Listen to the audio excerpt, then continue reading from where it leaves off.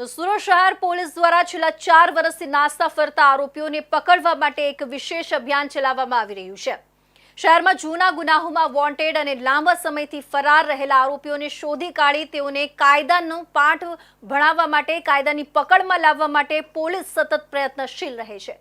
આ અભિયાન અંતર્ગત સુરત શહેર પોલીસે વર્ષ 2024 દરમિયાન આશરે 354 અને 2025માં 90 એવા આરોપીઓને પકડ્યા હતા, જે છેલ્લા 10 વર્ષથી વધુ સમયથી ફરાર હતા। ખાસ વાત એ છે કે આમાંના ઘણા આરોપીઓ વર્ષો જૂના ગુનાઓમાં સંડોવાયેલા હતા, જેમ કે હત્યા, લૂંટ, ધોકાધડી, ચોરી તથા અન્ય ગંભીર ગુનાઓમાં તેમની સંડોવણી રહી હતી। વર્ષ 2025માં અત્યાર સુધીના અહેવાલ મુજબ સુરત પોલીસે ફરીથી 90 જેટલા એવા આરોપીઓને પકડી પાડ્યા છે, જે છેલ્લા 10 વર્ષથી પણ વધુ સમયથી નાસ્તા ફરતા હતા। આ પ્રકારના ગુનામાં ઘણા સમયથી નાસ્તા ફરતા આરોપીઓને પકડી પાડવા પોલીસ માટે ખૂબ જ પડકારસભર અને જટિલ કામગીરી હોય છે। સમયની સાથે તેમની ઓળખ, ચહેરાની રચના, શરીરનું કદ, રહેવા સજવાની રીતમાં પણ ઘણો બદલાવ આવી જાય છે। કેટલાક કેસોમાં તો આરોપીઓએ પોતાનું નામ, સરનામું અને ઓળખ પણ બદલાવી લીધી હોય છે, જેના લીધે તેમની શોધ વધુ મુશ્કેલ બની જાય છે। અધિકારીઓના જણાવ્યા પ્રમાણે આવા ગુનામાં સંડોવાયેલા આરોપીઓનું ક્રમશઃ રેકોર્ડ તપાસવામાં આવે છે। પોલીસ તેમના જૂના કેસોની ફરી તપાસ કરે છે અને ક્રાઇમ ડાયરીમાંથી તેમની ઓળખના રેકોર્ડ્સ, ફોટોગ્રાફ્સ અને સાક્ષીઓના નિવેદનોના આધારે નવી માહિતી મેળવી શોધ શરૂ કરે છે। પોલીસે જ્યારે આવા આરોપીઓને પકડવામાં સફળતા મળે છે, ત્યારે ઘણીવાર તેમનો દેખાવ અગાઉના દેખાવથી ખૂબ જ અલગ હોય છે। જૂના ફોટાઓમાં જે ચહેરો હોય છે તે હાલના ચહેરા સાથે સરખાવવી ઘણીવાર મુશ્કેલ બની જાય છે। ઘણા આરોપીઓએ સમયગાળામાં લગ્ન કરી લીધા હોય છે, ઓળખ બદલાવી દીધી હોય છે અથવા અલગ શહેરોમાં જઈ વસવાટ કરતા હોય છે, પરંતુ તેમના સરનામા અને આરોપીઓને ઓળખતા લોકોની સઘન પૂછપરછ તેમના વતન સુધી વારંવાર જઈને પોલીસ તપાસ કરતી હોય છે। સુરત પોલીસ કમિશનર અનુપમસિંહ ગહેલોતે જણાવ્યું હતું કે શહેરની વસ્તી 90 લાખ છે। અહીં 26 રાજ્યના લોકો પણ રહે છે।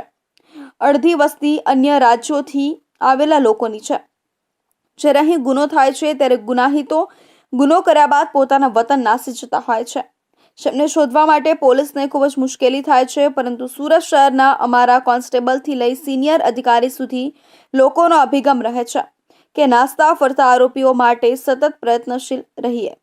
સુરત શહેરમાં જેની વસ્તી આશરે 90 લાખ જેટલી છે અને અડધી વસ્તી જો આપણા 26 રાજ્યોના લોકો રહે છે, અને જ્યારે અહીંયા ક્રાઇમ થાય છે તો ક્રાઇમ કર્યા પછી લોકો અહીંયાથી જો ગુનેગારો હોય છે પોતપોતાના વતને બીજા જગ્યાએ ભાગી જતા હોય છે, અને ત્યારે એના શોધવામાં બી ઘણી બધી મુશ્કેલીઓ પોલીસને પડતી હોય છે।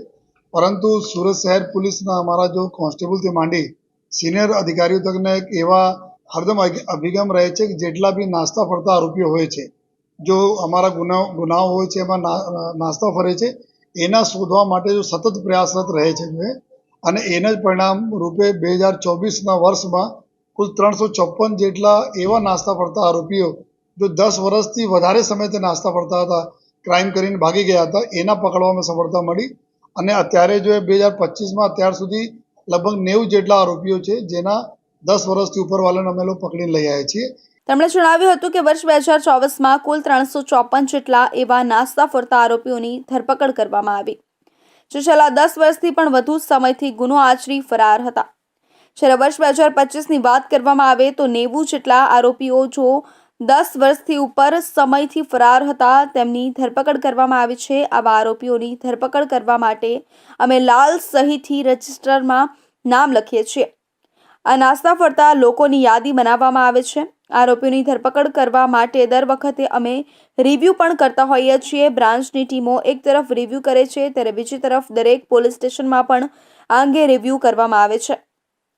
આરોપીઓ 10 વર્ષ પહેલા કેવા દેખાતા હતા તેવા હુલિયાથી વર્ષો બાદ આ લોકો કઈ રીતે દેખાતા હશે, આ તમામ પાસાઓને ધ્યાનમાં રાખી સંયોગિક પુરાવાના આધારે તપાસ કરવામાં આવે છે।